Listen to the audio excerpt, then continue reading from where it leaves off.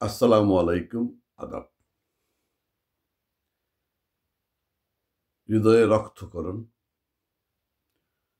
ভারাক্রান্ত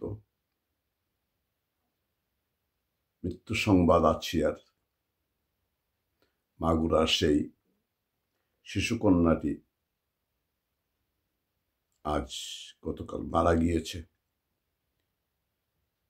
সমস্ত শরীরে তার পৈশাচিক পশুদের নখের আঁচড় এর দাগ, ধর্ষণের স্মৃতিচিহ্ন নিয়ে মেয়েটি মারা গিয়েছে। যদিও সবাই ধারণা করছেন মেয়েটি আসলে অনেকে আগেই মারা গিয়েছিল, 2-3 দিন আগে, কিন্তু এই ভণ্ড ইউনূস সরকার আসিয়ার মৃত্যুকে কেন্দ্র করে যাতে কোনো ধরনের জনরোষ সৃষ্টি না হয় তার ব্যবস্থা করার জন্য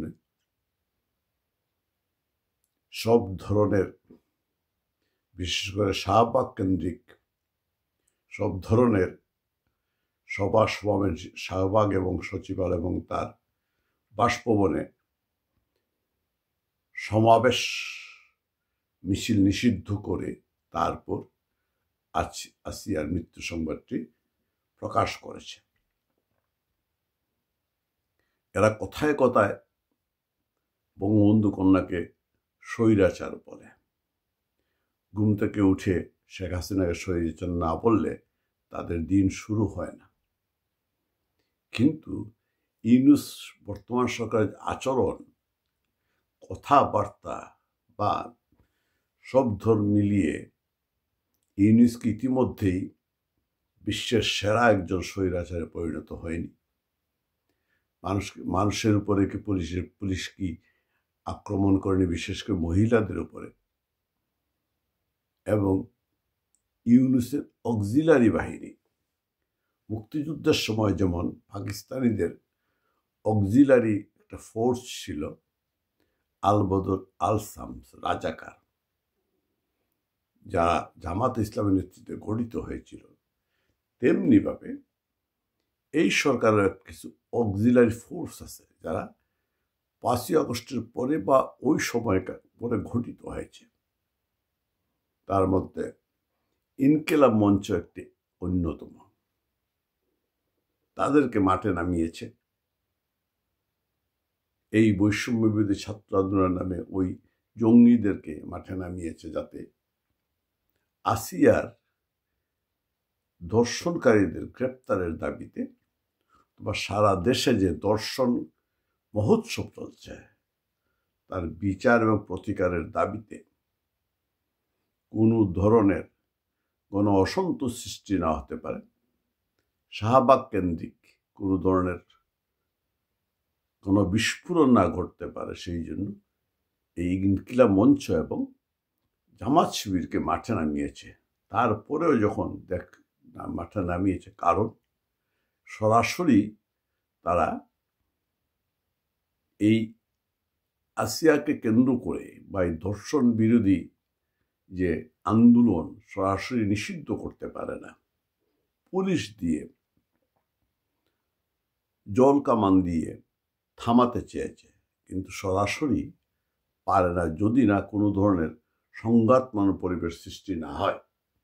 তাই ইচ্ছা করে ইনকিলাব মঞ্চ এবং জামাত শিবিরকে নামিয়ে ওই এলাকাকে একটি সংঘাতময় পূর্ণ পরিবেশ বলে তারা আজকে জমায়েত নিষিদ্ধের মাধ্যমে মূলত ধর্ষণ বিরোধী আন্দোলনকে দমাতে চেয়েছে, যে তারপর আসিয়ার মৃত্যু সংবাদ ঘোষণা করেছে এবং আইন উপদেষ্টা বলেছে 1 সপ্তাহের মধ্যে বিচার কার্য শুরু করবে। দেখে এতই সহজ, আইন উপদেষ্টা বললেই বিচার কার্য শুরু হয়ে যাবে, আমরা সেইটাও দেখতে চাই। আসিয়ার মৃত্যু কেন্দ্র করে সারা দেশে একটা গণ অসন্তোষ চলছে এবং বিশেষ করে নারীরা রাস্তায় নেমে এসেছে। নারী জাগরণ কি জিনিস আমরা জানি। সুতরাং এই যে নারী জাগরণ, যেই প্রতিবাদী বিক্ষোভ, এই যে দর্শন বিরোধী, তারপরও কিন্তু দর্শন হচ্ছে। আজকেও দেখেছি কোন জায়গায় আসিয়ার দাফন না হওয়ার আগেই, হতে না হতেই, আরেকটি দ্বিতীয় শ্রেণীর বাচ্চা মেয়ে ধর্ষিত হয়েছে।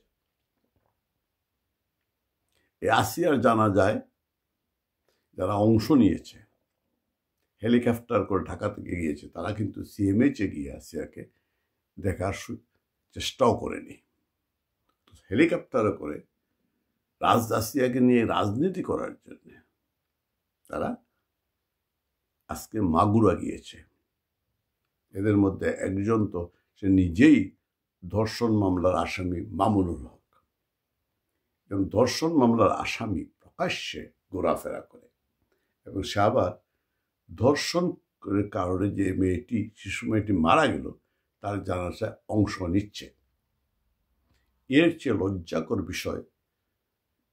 লজ্জাকর বিষয় আর হতে পারে না। অবশ্য বিশ্বব্যাহা ইউনুসের কাছে এটা কোনো কিছুই না।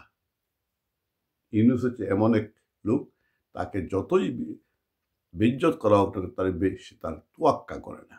সে অর্থলোভী চুর একটি লোক।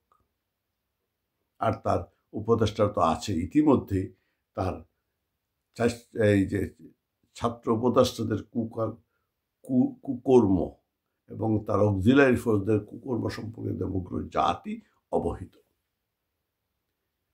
400 কোটি টাকার দুর্নীতি নিয়ে ইতিমধ্যে কথা উঠেছে, বিশেষ করে শিক্ষা মন্ত্রণালয়ের। এর কোনো জবাবদিহিতা নেই। যে কথাটা বলছিলাম, শুধু দর্শকবৃন্দ, এই আসিয়া ইউনুসের জন্য মৃত্যুদূত হয়ে এসেছে। এই আসিয়ার মৃত্যুকে কেন্দ্র করে যে অসন্তোষ সৃষ্টি সারা দেশে, তা ইউনুসের ক্ষমতাকে টলিয়ে দেবে। ইউনুসকে পদত্যাগ করতে হবে।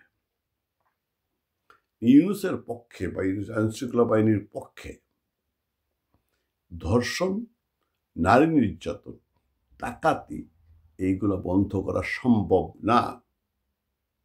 কারণ তাদের নিজেদের মধ্যে দর্শক আছে, তাদের নিজেদের মধ্যে লুটেরা আছে, ডাকাত আছে। ইউনুস নিজেই একটা ডাকাত। সে বহু বছর ধরে ক্ষুদ্র ঋণের মাধ্যমে, যার মাধ্যমে মানুষকে সহায়তার মাধ্যমে কোটি কোটি টাকা লুট করে নিয়ে গেছে। ক্ষমতা এসে তার লুট করা, চুরি করা টাকার মামলা মওকুফ করে দিয়েছে। যে কথাটা বলছি, এই আসিয়া ইউনুসের জন্য মৃত্যুর দূত হয়ে এসেছে। এই আসিয়ার মৃত্যুই ইউনুসের পতন ঘটাবে। এই আসিয়ার মৃত্যুই মানুষের মনে আগুন জ্বালে দিয়েছে। সুতরাং আমার মনে হচ্ছে ইউনুসের বিদায় ঘণ্টা বাজতে শুরু করেছে। এখন 12টা বাজতে 12টা বেজে 13টা হতে চলছে।